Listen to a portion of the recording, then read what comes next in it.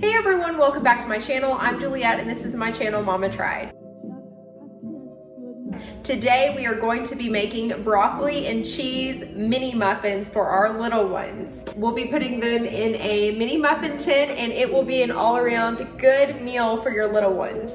So let's go ahead and get started. I'm gonna go ahead and put the recipe up now so you can screenshot it so you can look back at it whenever you want.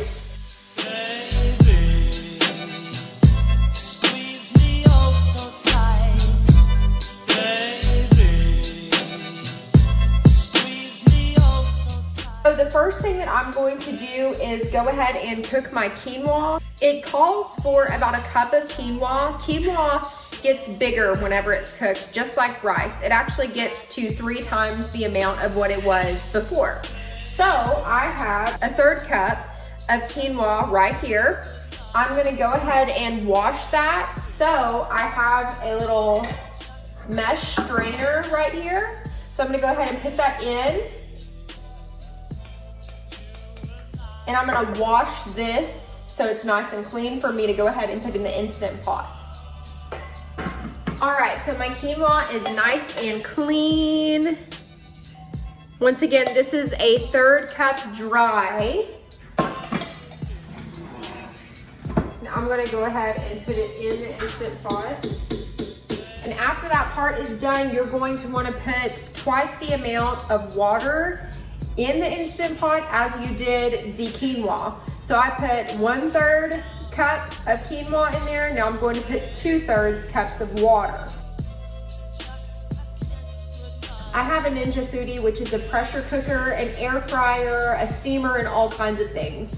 This is what I got instead of getting an Instant Pot, which I highly recommend if you don't already have an Instant Pot.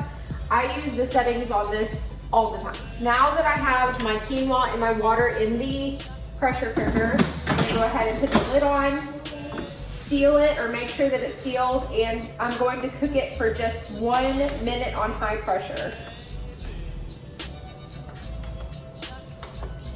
It'll take it some time to build up the pressure, and then whenever it's done cooking, I'm going to let it naturally release for 12 minutes. So that way it's nice and fluffy. So while that is going, we're gonna go ahead and prep the other ingredients for this. So I need a cup of grated cheese, which I already grated the cheese, and also a cup of grated broccoli florets. So I need to go ahead and do that. I also am going to go ahead and preheat my oven to 350 degrees so I don't forget. I'm gonna go ahead and mix all of my other ingredients except for the quinoa since it's cooking. So I need some grated broccoli floret.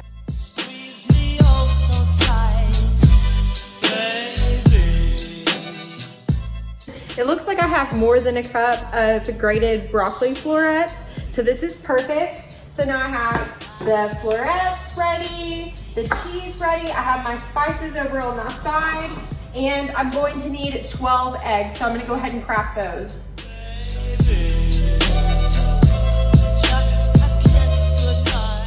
So I've got my 12 eggs in there. I'm gonna go ahead and add my shredded cheese. That's actually perfect. It's a little bit extra, but that's okay. Have a little bit extra broccoli. So now we've got the eggs, cheese, and broccoli in there, and we need to add the spices. The recipe calls for a 1/4 teaspoon of turmeric. You wanna see? Turmeric is awesome for anti-inflammatory. Add that in there. I add turmeric to a lot of things that I cook. If you do add a little, it does help with the anti-inflammatory, but you don't necessarily taste it. Then I'm also going to be adding a 1/4 teaspoon of cumin and a 1/4 teaspoon of pepper. I'm gonna go ahead and mix all of this together, even though I have not added the quinoa yet. And to make this recipe, you don't necessarily need an Instant Pot either or a pressure cooker. You can cook quinoa over the stove. You could probably just use rice instead if you wanted to. The quinoa is much smaller, so I figure it'll work best with this recipe. It basically just looks like you're making a broccoli omelet. That doesn't actually sound very good, but I mean, it looks pretty enough. My oven is already preheated to 350 degrees. I'm gonna go ahead and spray down my pan with some olive oil. This is just organic, extra virgin olive oil. The reason that the Ninja Foodie has this weird looking thing on top is this part is actually the air fryer. So you take this lid off and then you use this as an air fryer. I highly recommend this. I made almost all of Lexi's baby food in this. We cook things in it all the time. I make avocado fries in there, soups. You can do a roast in there.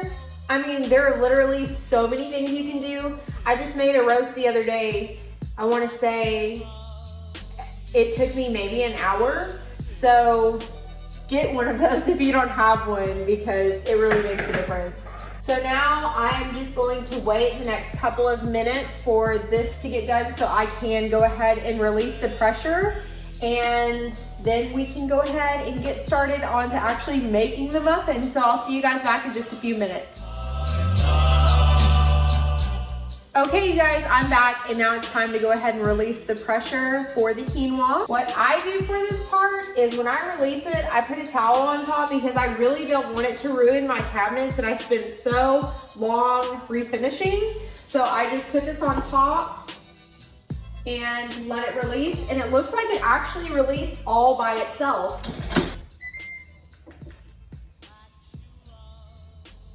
Okay, the quinoa looks perfect. Oh yeah, that looks good. This is the quinoa all cooked. It looks really funny, and a lot of people I know have actually never tried quinoa, but it's not hard to make, it's just different. And I mean, it's very similar to making rice, but it's very healthy for you, and I prefer the tricolored quinoa over the others. And if you add some seasoning in there, you can make it really good. You can make all kinds of bowls with it, so don't knock it until you try it. I'm gonna go ahead and scrape all of this into my mixture here, because this should be a full cup, because we cooked a 1/3 cup of dry quinoa, and now that it's wet, it actually looks like it might be a little bit more than a cup, but I'm just gonna use it all because I don't plan on eating that for dinner.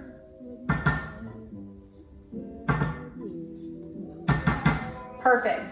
So we've got the quinoa in there. I'm gonna go ahead and mix it all up. Okay, this is our mixture right here, and we're going to go ahead and divide it between these 24 little mini muffin cups.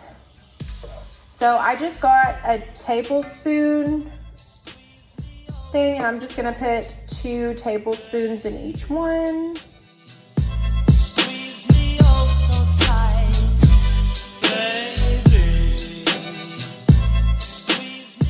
I've got them all in there now, and I have a lot left over, so I'm gonna go ahead and get a regular sized muffin tin and make maybe a few for myself.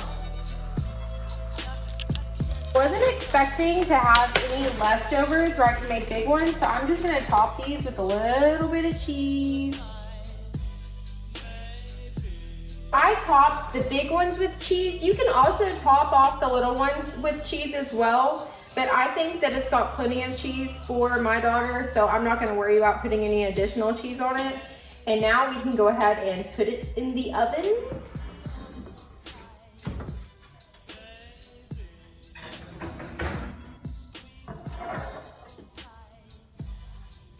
Now that they're in the oven, we're going to sit back, relax, and let them bake for about 10 minutes. We'll check on them in 10 minutes and see how they're doing. All right, you guys, it's been 10 minutes, so let's go ahead and take these out of the oven.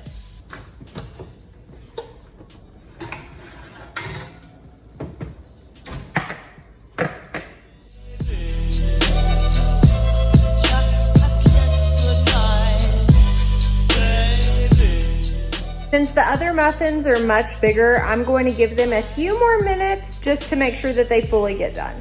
I think that these look amazing, and I guess that's what I'm having for dinner. And these have already started to go back down. They're not as fluffy anymore, and pretty soon we're going to be doing the Luxie taste test. I also wanted to add in this that this recipe contains so many great ingredients for your baby. It has calcium, potassium, vitamin C and K.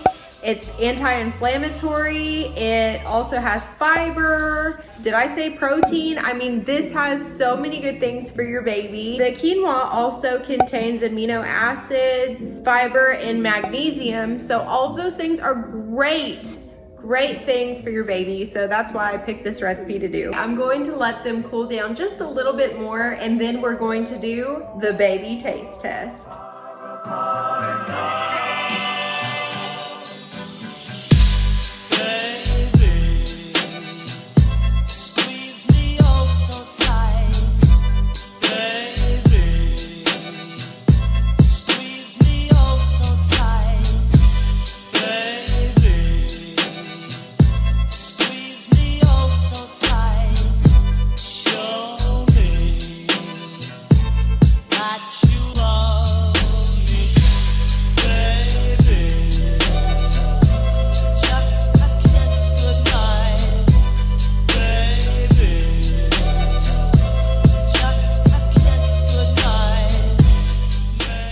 All right, you guys, it looks like it's getting close to somebody's bedtime. So I'm gonna go ahead and stop this video here.